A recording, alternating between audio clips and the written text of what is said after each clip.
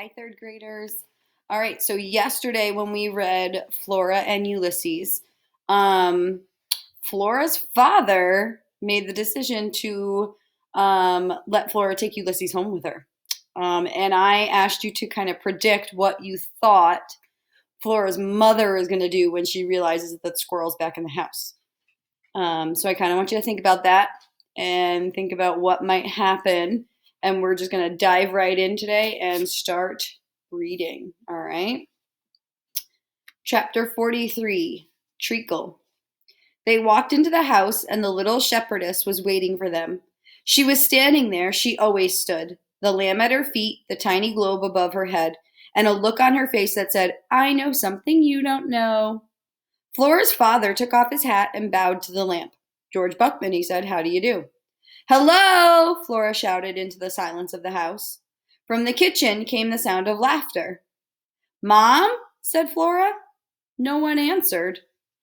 Flora's sense of foreboding deepened, expanded, and then her mother spoke. She said, That's absolutely right, William. William? William? There was only one William that Flora knew. What would he be doing in the kitchen with a known arch nemesis? And then came the familiar rattle of the typewriter keys being struck, the thwack of the carriage return being hit. Ulysses' grip on her shoulder tightened. He let out a small chirrup of excitement. Why is Ulysses getting excited right now? What does he hear that's exciting him?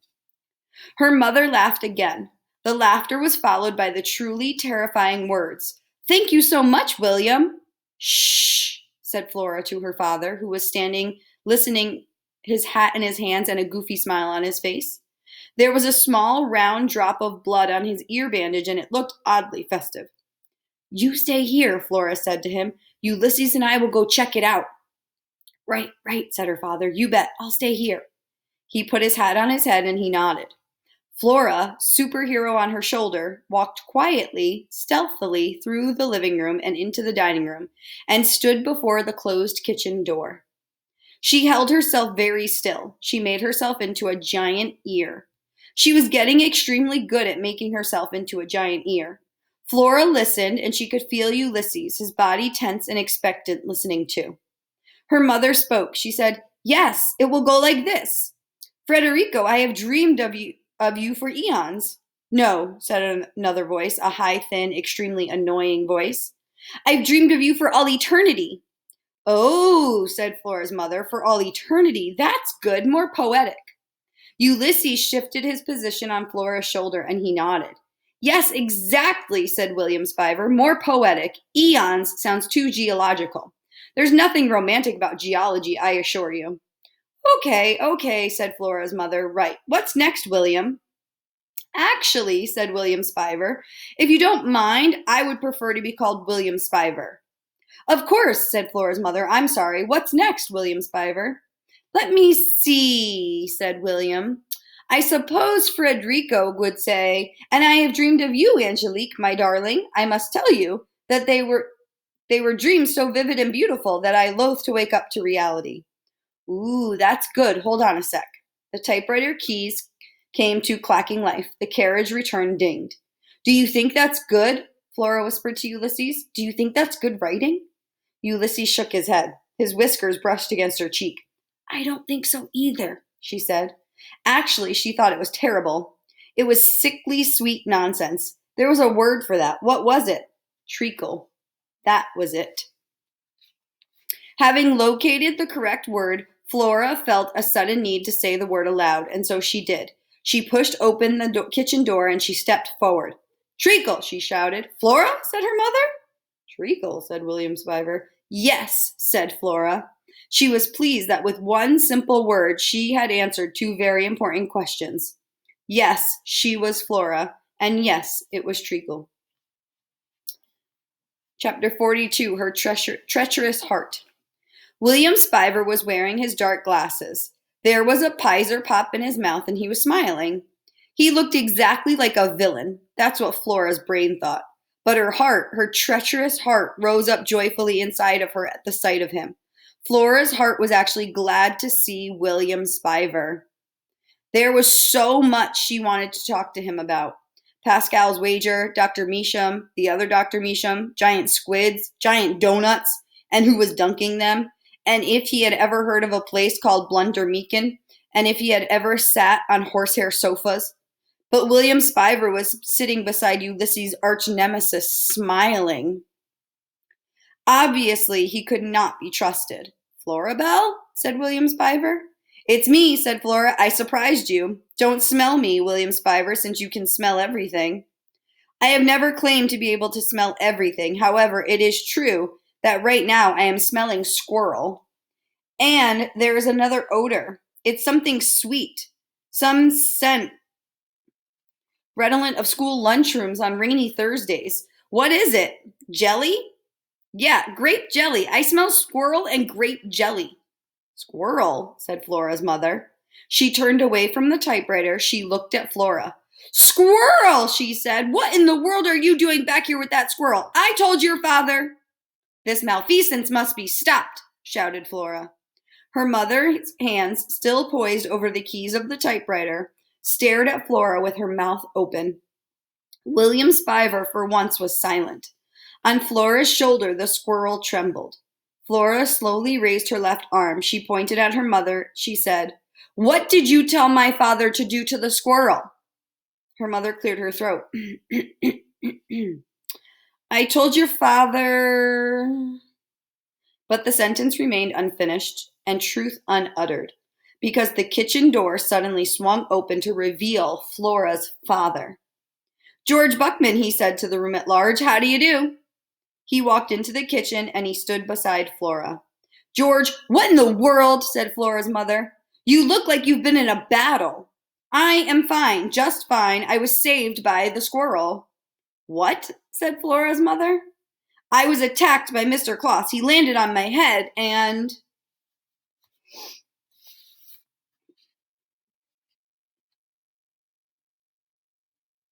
So based on the look on Flora's mother's face, how's she feeling about seeing that squirrel again? This is fascinating, said William Spiver, but may I interrupt for a moment? Absolutely. Who's Mr. Claus? Mr. Claus is a landlord and also a cat, a large cat. Usually he attacks ankles. This time it was the head, my head. It was a very surprising attack and I wasn't prepared. And, said William Spiver, oh yes, and Mr. Claus bit my ear and there was a lot of pain and the squirrel rescued me. Have you lost your mind? Said Flora's mother. Can't you handle the smallest task? I asked you to take care of the squirrel situation. Flora felt a wave of anger roll through her. Quit speaking euphemistically, she said. Quit calling the squirrel situation. You asked him to kill. You asked him to murder my squirrel. Ulysses let out a chirp of agreement. And then the kitchen became silent as a tomb. 4 words. It's the truth, Flora said. You told Pop to kill Ulysses. Having denounced her mother, Flora now turned her attention to William Spiver and his betrayal. What are you even doing here, William Spiver? Why are you in the kitchen with my mother? He's assisting me with my novel. William Spiver blushed a bright and otherworldly red. I'm delighted that you find me of some assistance, Mrs. Buckman, he said. He took the Pizer Pop out of his mouth and bowed in the direction of Flora's mother. I must admit that I have always had a certain faculty with words, and I am terribly fond of the novel form, though my interests lie less in the area of romance and more in the speculative nature of things. Science fiction, if you will. Fact blended with fantasy and extended mediation on the nature of the universe. Quarks, dwarf stars, black holes, and the like. Do you know, for instance, that the universe is expanding as we speak? Only Ulysses responded to this question. The squirrel shook his head vigorously, obviously amazed. William Spiver pushed his dark glasses up higher on his nose. He took a deep breath.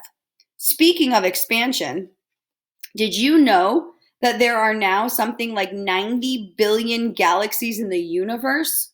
In such a universe, it seems ridiculous and foolhardy to attempt a creation of one's own, but still, I persevere. You didn't answer my question, William Spiver, said Flora. Let me try again, he said.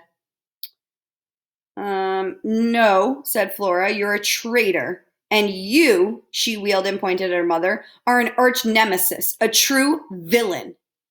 Flora's mother crossed her arms. She said, I'm someone who wants what's best for you. If that makes me a villain, fine. Flora took a deep breath. I'm moving in with Pop, she said. What? Said her mother. Really? Said her father. Your father, said her mother, doesn't know how to take care of himself, much less someone else. At least he doesn't wish he had a lamp for a daughter, said Flora. I feel like I'm missing something, said William Spiver. I want to live with Pop, said Flora. Really? Said her father again. Go right ahead, said her mother. It would certainly make my life easier. Make my life easier. Those 4 words, so small, so simple, so ordinary, came flying at Flora like enormous slabs of stone. She actually felt herself tip sideways as they hit her. She put up a hand and held on to Ulysses. She used the squirrel to steady herself. So what impact did those 4 words just have on Flora? So she says, I want to live with Pop. Really, says her father. Go right ahead, said her mother. It would certainly make my life easier. So put yourself as a kid in Flora's shoes and think about if those words were said to you. How would you feel and what impact would they have on you as a child? Do not hope, she whispered, but she wasn't sure what it was that she wasn't hoping for. All she knew was that she was a cynic and her heart hurt. Cynics' hearts weren't supposed to hurt. So being a cynic, we have talked about how that means that she's a very negative person. She doesn't always see the positive of things. And because of that, a lot of people would say that cynics don't necessarily feel things very strongly. But others might argue they feel things extremely strongly, and that's why they're negative. But she says here, cynics' hearts aren't supposed to hurt. So what is she feeling right now? Is she truly a cynic if she's feeling that her heart is breaking? And why is her heart breaking? Because what was just said to her.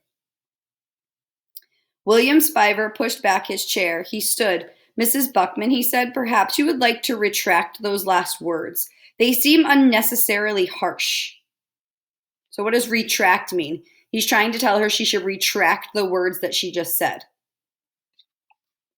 Flora's mother said nothing. William Spiver remained standing. Okay, then, he said, I will speak. I will attempt yet again to make myself clear. He paused. The only reason I am here, Flora Belle, is that I came looking for you. You were gone a long time and I missed you, and I wondered if you had returned, and I came to find you. Flora closed her eyes. She saw nothing but darkness, and into this darkness slowly swam the other, Dr. Meacham's giant squid, moving sadly along, flailing its 8 lonely and enormous arms. I came to find you. What was it with William Spiver and the words he said to her? Why did they make her heart squinch up? Seal blubber, said Flora. I beg your pardon, said William Spiver. Ulysses gently pushed against Flora's hand. And then the squirrel leaped away from her. Oh, no, said Flora's mother. No, not that. No, no! Ulysses flew over Phyllis Buckman's head. He went high and then higher still. Yes, said Flora, yes! What do you think's happening? Why is Ulysses? Says the squirrel leapt away from Flora, and the mom yells, oh no, no, not that, no, no! What do you think Ulysses is flying towards? And what do you think is going to happen? I guess you'll have to wait and find out. Based on this chapter, that I'm thinking that maybe William Spiver is trying to be a bit of a peacemaker, right? So he was trying to convince Flora's mom that she wanted to retract the statement. Retract means to take back, okay? So he's trying to convince her she should take back the statement that she made, saying that her life would be easier without Flora.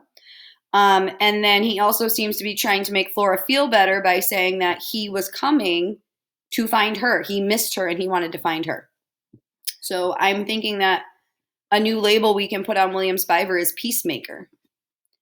And then I guess you're going to have to find out next time why Ulysses is leaping through the air and what's going to happen. Have a great day. See you next time.